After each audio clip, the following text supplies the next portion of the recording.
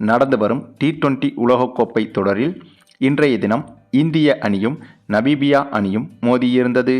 இன்று இரவு டெல்லியில் வைத்து தொடங்கிய இந்த போட்டியில் போட்டி தொடங்கி டாஸை வென்ற நமீபியா அணி முதலில் பந்து வீசுவதாக தேர்வு செய்திருந்தது. இந்த ஒரு முடிவு என்பது நமீபியா அணி எடுத்த தில்லான முடிவுதான். ஏனென்றால் இதுபோன்ற போட்டிகளில் மிகப்பெரிய அணிகளுக்கு எதிராக கத்துக்குட்டி அணிகள் மோதும்போது ஒருவேளை கத்துக்குட்டி அணிகள் இன்றைய போட்டி போல டாஸை ஜெயித்தால் முதலில் பேட்டிங்கை தான் தேர்வு செய்வார்கள். அதற்கு காரணம் மிகப்பெரிய அணி முதலில் பேட்டிங் செய்ய நேர்ந்தால் ரன்கள் என்பது மிக மிக அதிகமாகிவிடும். அந்த அதிக இலக்கு பிரஷரால் இரண்டாவதாக பேட்டிங் செய்யும் போது குறைந்த ரன்களில் ஆல் அவுட் ஆகி அந்த போட்டியில் படுதோல்வியை சந்திக்க நேரிடும் கத்துக்குட்டி அணிகள். ஆகவே இதுபோன்ற போட்டிகளில் பெருவாரியாக டாஸை ஜெயிக்கும் கத்துக்குட்டி அணி முதலில் பேட்டிங்கை தான் தேர்வு செய்யும். ஆனால் இந்த போட்டியில் நமீபியா அணி டாஸை வென்ற போதும் கூட பந்து வீச்சை தான் தேர்வு செய்திருந்தது. அதன் பின்னர் இந்த போட்டியில் பேட்டிங் செய்ய களமிறங்கிய இந்திய அணியை பொறுத்தவரையில் ஓப்பனிங் என்பது விண்ணை முட்டும் அளவுக்கு அதிரடியாகத்தான் இருந்தது. இந்திய ரசிகர்கள் அனைவரும் இந்த போட்டியில் இந்திய அணியின் ஓப்பனிங் பேட்டிங்கை பார்த்திருந்தால் மிரண்டு போய் ஸ்தம்பித்திருப்பார்கள். ஏனென்றால் இந்த போட்டியில் அபிஷேக் சர்மா உடல்நலக்குறைவால் பங்கேற்கவில்லை. ஆகவே அபிஷேக் சர்மாவுக்கு பதிலாக சஞ்சு சாம்சன் களமிறக்கப்பட்டார். சஞ்சு சாம்சனும் இசான் கிசானும் ஓப்பனிங் இறங்கினார்கள். அப்படி ஓப்பனிங் இறங்கிய இவர்கள் கொடூரமான அதிரடியை காட்டினார்கள்.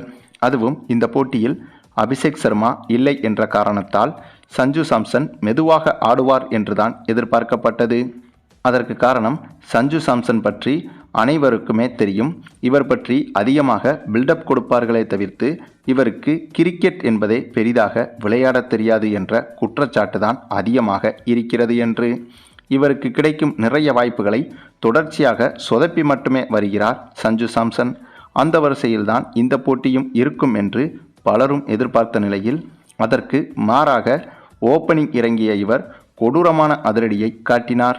வெறும் 8 பந்துகளை மட்டுமே எதிர்கொண்ட இவர் அதில் 3 சிக்சர்கள் 1 பவுண்டரி என அடித்து 22 ரன்கள் எடுத்திருந்த போது இவரது விக்கெட்டை இழந்தார்.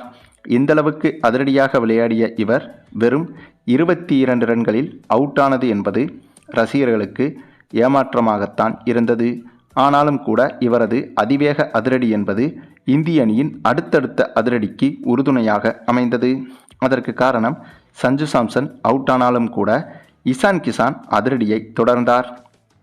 இவருடைய அதிரடி என்பது சஞ்சு சாம்சன் அதிரடியை காட்டிலும் மிரட்டலாகவே இருந்தது.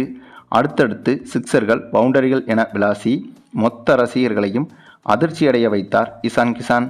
அதுவும் 24 பந்துகளை மட்டுமே எதிர்கொண்ட இவர் இதில் 5 சிக்சர்கள் 6 பவுண்டரிகள் என விளாசி 61 ரன்கள் வரை குவித்திருந்தார். இவருடைய அதிரடிதான் இந்திய அணிக்கு சிறந்த அடித்தளமாக மாறியது. இவருக்கு பிறகு திலக் வர்மாவும் சூப்பராகவே விளையாடியிருந்தார். ஆனால் எதிர்பார்த்த அளவுக்கு அதிக ரன்களை குவிக்க முடியாமல் வெறும் 25 ரன்கள் எடுத்து திலக் வர்மாவும் அவுட் ஆகினார். அதற்கு பிறகு சூரியகுமார் யாதவ் வெறும் 12 ரன்களில் விக்கெட்டை இழந்து ஏமாற்றம் அளித்தார். ஆனாலும் கூட கடைசியாக களமிறங்கிய நம்ம ஹார்திக் பாண்டியாவும் சிவம் தூபேவும் சேர்ந்து வெறித்தனமான அதிரடியை காட்ட இதில் நம்ம ஹார்திக் பாண்டியா 4 சிக்சர்கள் மற்றும் 4 பவுண்டரிகள் என அடித்து வெறும் 28 பந்தில் 52 ரன்கள் வரை குவித்து இந்திய அணிக்கு சிறந்த இலக்கை நிர்ணயித்தார். அதே சமயம் சிவம் தூபேவும் மிகப்பெரிய ரன்களை அடிக்க முடியவில்லை என்றாலும் கூட அதிரடியாக விளையாடி 23 ரன்கள் வரை குவித்திருந்தார். அதன் பிறகு ரிங்கு சிங் மற்றும் அக்சர் பட்டேல் என இவர்களின் அதிரடியை இந்திய ரசிகர்கள் அதிகமாக எதிர்பார்த்திருந்த போது ஏமாற்றமே மிஞ்சியது. ஏனென்றால் இந்த போட்டியில் ரிங்கு சிங் வெறும் 1 ரன்னில் விக்கெட்டை இழந்துவிட்டார். அக்சர் பட்டேலோ ரன்கள் ஏதும் எடுக்காமல் இவர் எதிர்கொண்ட முதல் பந்திலேயே விக்கெட்டை இழந்தார். இதன் காரணமாக கடைசி நேரத்தில் மிகப்பெரிய இலக்கை நிர்ணயிக்க வேண்டிய இந்திய அணி வெறும் 209 ரன்கள் மட்டுமே தான் எடுத்திருந்தது. அதாவது 20 ஓவர்கள் முடிவில் 9 விக்கெட்டை இழந்த இந்திய அணி 209 ரன்கள் வரை எடுத்திருந்தது. மேலும் இந்திய அணியின் ஆரம்பகட்ட அதிரடியையும் இறுதிக்கட்ட அதிரடியையும் வைத்து பார்க்கும்போது இந்த ஸ்கோர் என்பது மிகவும் குறைவான ஸ்கோர் தான். ஏனென்றால் ஆரம்பத்தில் இசான் கிசானின் அதிரடியை பார்க்கும் போதும் இறுதியில் ஹார்திக் பாண்டியாவின் அதிரடியை பார்க்கும் போதும் இந்திய அணியின் ஸ்கோர் இந்த போட்டியில் 300 ரன்களை தாண்டும் என்றுதான் எதிர்பார்க்கப்பட்டது. ஆனாலும் கடைசி நேரத்தில் ரிங்கு சிங், அக்சர் பட்டேல், சிவம் தூபே உள்ளிட்டவர்கள் எதிர்பார்த்த அளவுக்கு ரன்களை சேர்க்காததால் இந்திய அணி வெறும் 209 ரன்கள் மட்டுமே தான் எடுக்க முடிந்தது. ஆனாலும் கூட எதிரணியான நமீபியா போன்ற அணிக்கு இதுவே மிகப்பெரிய இலக்காகத்தான் பார்க்கப்பட்டது. ஏன்னா இந்த இலக்கை நோக்கி சேசிங் செய்ய களமிறங்கிய நமீபியா அணி ஆரம்பத்தில் ஓரளவுக்கு சிறப்பாக அதிரடியாக தொடங்கி இந்திய ரசிகர்களுக்கு அதிர்ச்சி கொடுத்தாலும் போக போக விக்கெட்டுகளை அடுத்தடுத்து இழந்து திணற ஆரம்பித்தது. அதன் பிறகு ஒரு கட்டத்தில் இந்த போட்டியில் இந்திய அணி எளிதாகவே வெற்றியும் பெற்றது. இந்த ஒரு வெற்றி என்பது இந்திய ரசிகர்கள் பலரும் எதிர்பார்த்ததுதான். ஏனென்றால் கத்துக்குட்டி அணியான நமீபியா அணியிடம் இந்திய அணி எப்படியும் தோற்காது என்பது அனைவருக்குமே தெரியும். ஆனாலும் கூட நமீபியா அணி ஏதாவது சர்ப்ரைஸ் கொடுக்குமா என்று நமீபியா நாட்டு ரசிகர்கள் சிலர் எதிர்பார்த்திருக்கக்கூடும். அப்படிப்பட்ட எதிர்பார்ப்புக்கு இந்த போட்டியில் இந்திய அணி முடிவு கட்டிவிட்டது. மேலும் இந்த போட்டியில் இந்திய அணி வெற்றி பெற்றதால் புள்ளிப்பட்டியலில் முதல் இடத்தை பிடித்துவிட்டது. மேலும் இதுவரையிலும் இந்திய அணி இந்த உலகக்கோப்பை தொடரில் வெற்றி பெற்றதெல்லாம் வெற்றியே கிடையாது என்று கூட சொல்லலாம். ஏனென்றால் இதற்கு பிறகு அடுத்த போட்டியில் இந்திய அணி பாகிஸ்தான் அணியிடம் மோதுகிறது. அந்த போட்டியில் இந்திய அணி வெற்றி பெற்றால்தான் அது இந்திய ரசிகர்களுக்கு மிகப்பெரிய கொண்டாட்டமாக மாறும்.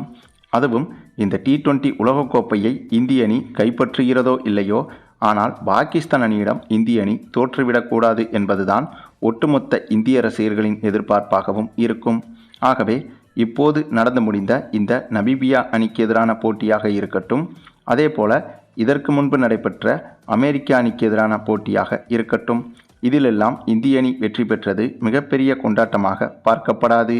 ஆனால் இதற்கடுத்து பாகிஸ்தானுடன் மோதும் போட்டியில் இந்திய அணி வெற்றி பெற்றால்தான் அது ஒட்டுமொத்த இந்தியாவுக்கே தீபாவளியாக மாறும். அப்படிப்பட்ட ஒரு போட்டி வரும் ஞாயிற்றுக்கிழமை நடைபெற இருக்கிறது. இந்த போட்டி மீதான எதிர்பார்ப்பு தான் இந்தியா பாகிஸ்தான் ரசிகர்களை தாண்டி ஒட்டுமொத்த உலக கிரிக்கெட் ரசிகர்களுக்கும் இருந்து வருகிறது. சரி, நீங்கள் சொல்லுங்கள், இன்று நடைபெற்ற இந்த இந்தியா நமீபியா அணிகள் மோதிய மேட்சில் இந்திய அணியின் பெர்ஃபார்மன்ஸ் பேட்டிங் மற்றும் பவுலிங்கில் எப்படி இருந்தது என்பதை பற்றியும், இதற்கு பிறகு நடக்க இருக்கும் அடுத்த போட்டியில் பாகிஸ்தானுக்கு எதிராக இந்திய அணி இதே போல எளிதாக விளையாடி வெற்றி பெற முடியுமா அல்லது கடினப்பட்டு தான் வெற்றி பெறுமா என்பதை பற்றியும் உங்களுடைய கருத்துக்களையும் கமெண்டில் தெரிவிங்க. மேலும் இந்த வீடியோ பிடிச்சிருந்தா லைக் பண்ணுங்கள், மற்ற அனைவருக்கும் ஷேர் பண்ணுங்கள், மறக்காமல் நம்ம சேனலை சப்ஸ்கிரைப் பண்ணுங்கள்.